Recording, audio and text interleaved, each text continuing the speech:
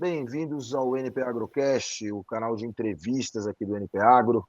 Hoje, segunda-feira, dia 4 de agosto de 1925, não, de 2025. E hoje a gente tem o prazer de começar de novo. Vamos começar de novo, porque esse 1925 não deu certo. Vamos lá. Estou um pouco atrasado, estou ficando velho. Vamos lá. 5, 4, 3, 2, 1. Bem-vindos ao NP Agrocast, o canal de entrevistas em vídeo do NP Agro. Hoje, segunda-feira, dia 4 de agosto de 2025.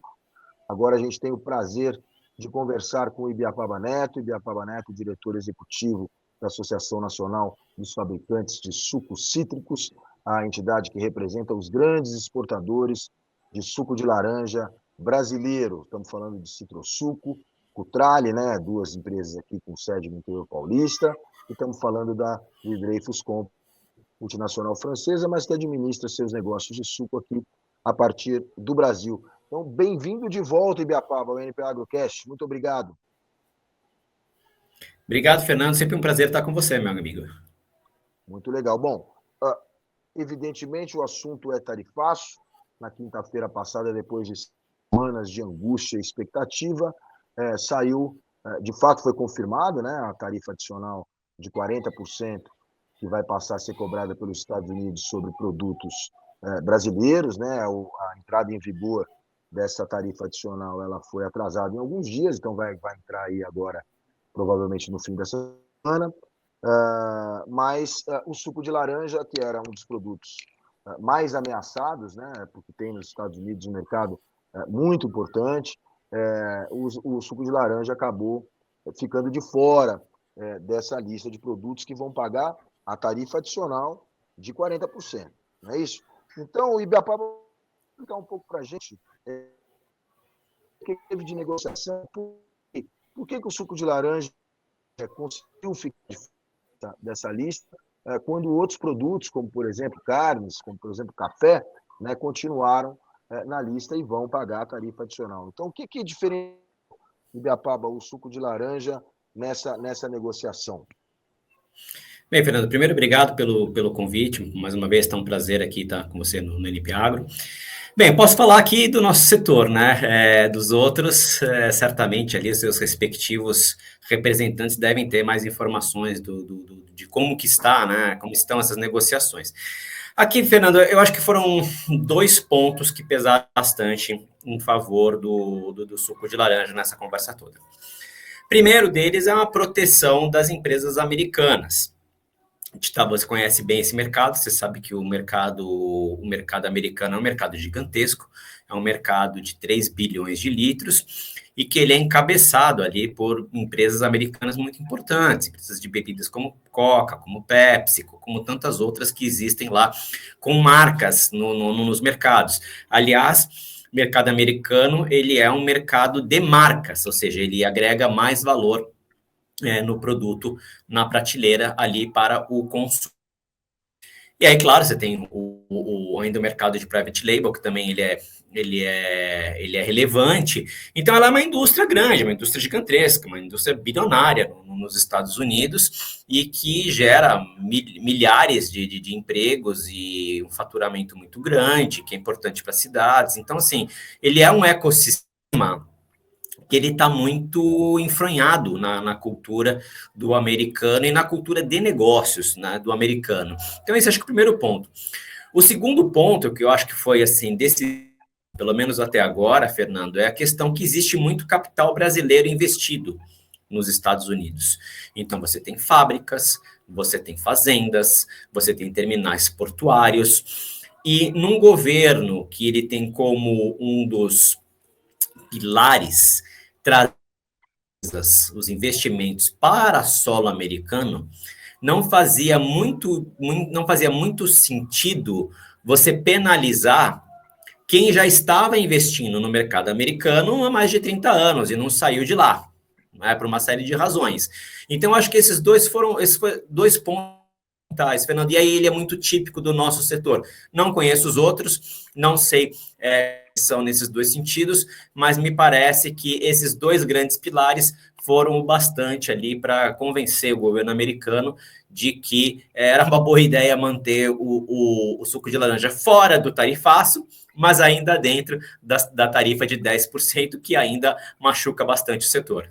E além dessas questões que o Ibiapaba colocou, tem uma questão estrutural importante, que é o fato de a oferta americana, né, de laranja e de suco de laranja ter diminuído muito nos últimos anos, por causa de problemas climáticos e fitossanitários principalmente, né? Nós temos lá uma doença que a gente conhece bem aqui no Brasil, que é o greening, mas que lá foi muito mais agressiva, causou muito mais danos até do que aqui no Brasil. E diante dessa escassez de oferta, o Brasil elevou demais as exportações de suco para os Estados Unidos nos últimos anos, né? Quer dizer, éramos concorrentes no passado, né? Ibiapaba, Brasil e Estados Unidos, e hoje em dia os Estados Unidos são o segundo principal cliente para o suco de laranja brasileiro e lembrando que o primeiro principal cliente é a União Europeia, ou seja, nós estamos falando de vários países, né? Talvez individualmente os Estados Unidos sejam inclusive o nosso principal mercado, né? Quer dizer, para eles o suco de laranja representa o quê? 70% do que eles importam. Exatamente, Fernando. Quando a gente fala que um dos pilares da decisão foi a proteção das empresas americanas, é justamente por conta disso, da necessidade de suco brasileiro. Então, assim, do consumo americano, o Brasil representa 56%. E das importações, cerca de 70%. Então, não teria ali como os americanos encontrarem um outro fornecedor neste volume.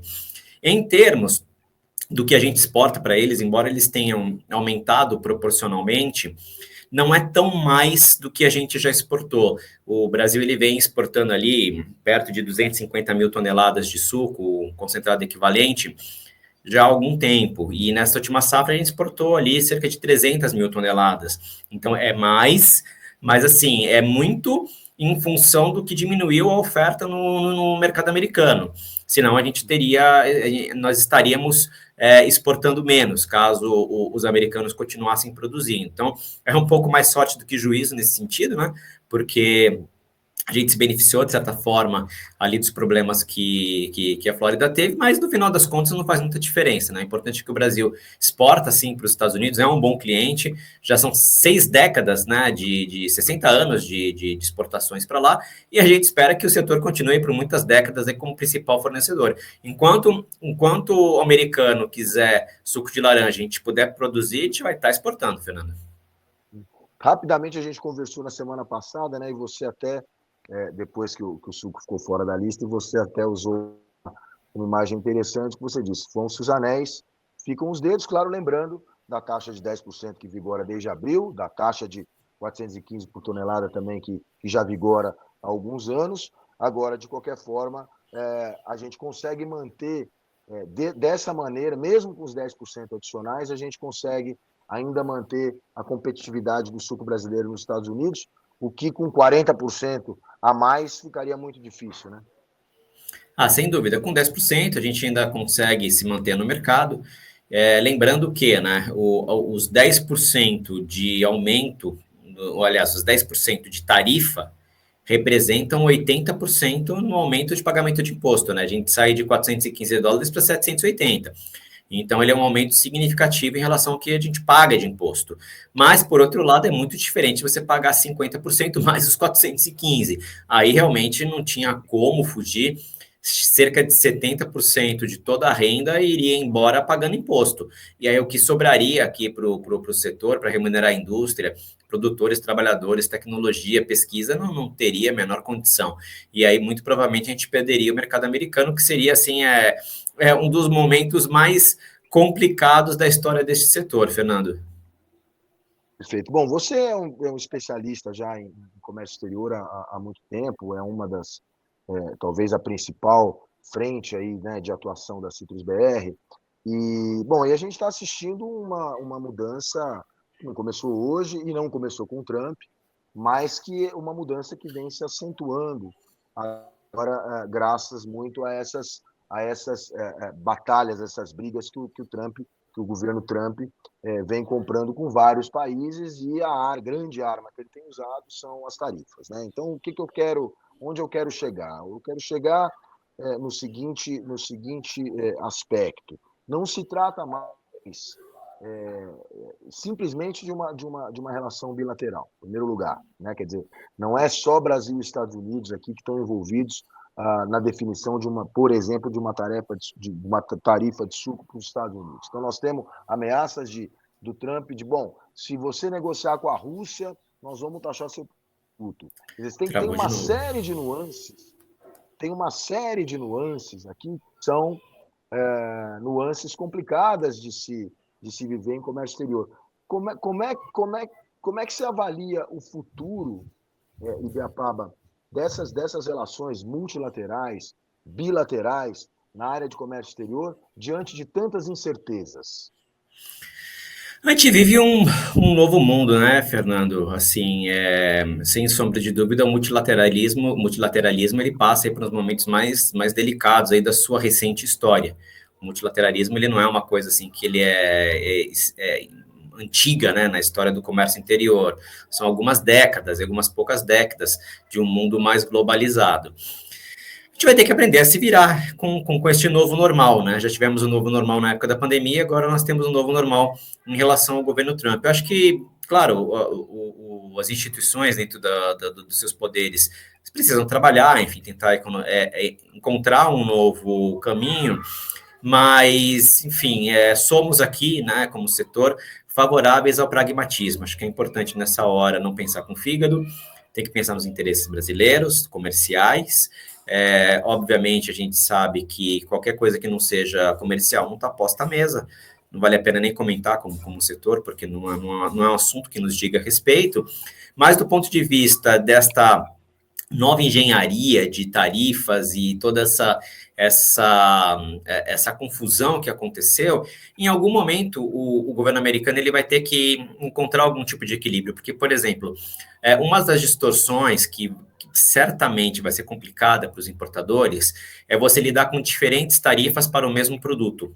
Normalmente, até então, como o mundo lidava com isso? Você tem um país, esse país ele tem uma determinada tarifa para um determinado produto e aquilo que se paga, independentemente da origem. Por exemplo, suco de laranja. Suco de laranja você paga $415 por tonelada, desde que você não tenha um acordo de livre comércio. Então, qualquer país que não tenha um acordo de livre comércio vai pagar $415 por tonelada para acessar o mercado americano, e é isso, é dado. Agora, quando você coloca nessa conta 10% do Brasil, 30% do México, enfim, 0% de outro mercado que seja, você começa a criar uma distorção para o importador, porque como é que ele vai fazer a programação dele de custo de produção? Quer dizer, como é que fica aquilo, né? Aquela tarifa ele vai pagar, o exportador vai pagar, o exportador consegue pagar, ele empurra para o importador. Então, assim, é muito difícil, cria um ambiente ali de extrema incerteza, e a gente tem visto, né, inclusive pequenas e médias empresas americanas que passam por problemas similares, né, de ter os produtos ali que sumiram do seu fornecimento justamente por conta das tarifas.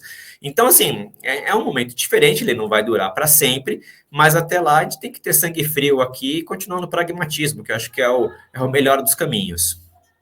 E a iniciativa privada sempre, nesses casos, tendo que trabalhar em parceria, evidentemente, com o governo, né? Nesse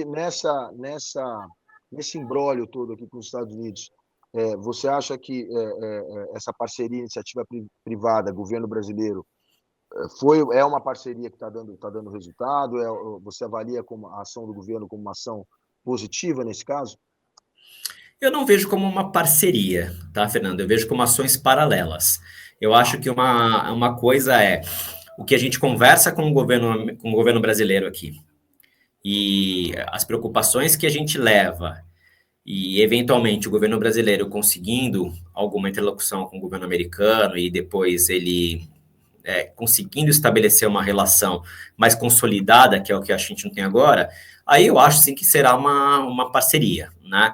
ou, dependendo do setor, e ninguém tá livre disso, nem a gente está livre, que amanhã, depois essa história muda, a gente volta tudo para trás, né? Mas, no caso de um socorro, a gente passou perto de ter que pedir socorro para o governo, caso o mercado americano ele não estivesse mais disponível para a gente teria o mesmo efeito de ter uma super safra, e você, jornalista experiente, que já cobriu esse setor em épocas de super safra, você sabe o que acontece com esse mercado, né? Derrete. E aí é um salve-se quem puder, é muito ruim.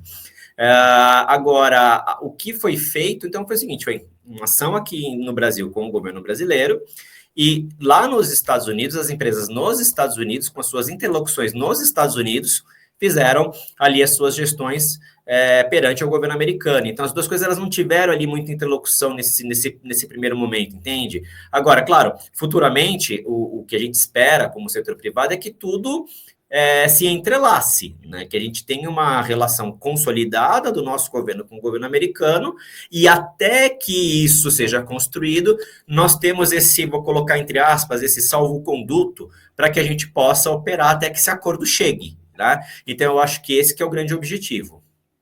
Perfeito, vamos torcer para que dê tudo certo.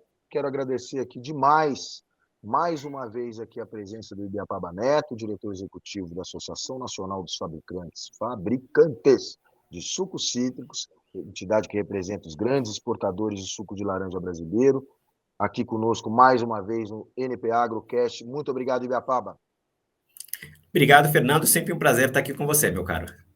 Maravilha. Lembrando que a entrevista com o Ibiapaba está à disposição, npagro.com.br, está à disposição no YouTube, nos nossos canais nas mídias sociais, no LinkedIn, Instagram, enfim. Temos Ibiapaba em todos os lugares. Muito obrigado e até a próxima.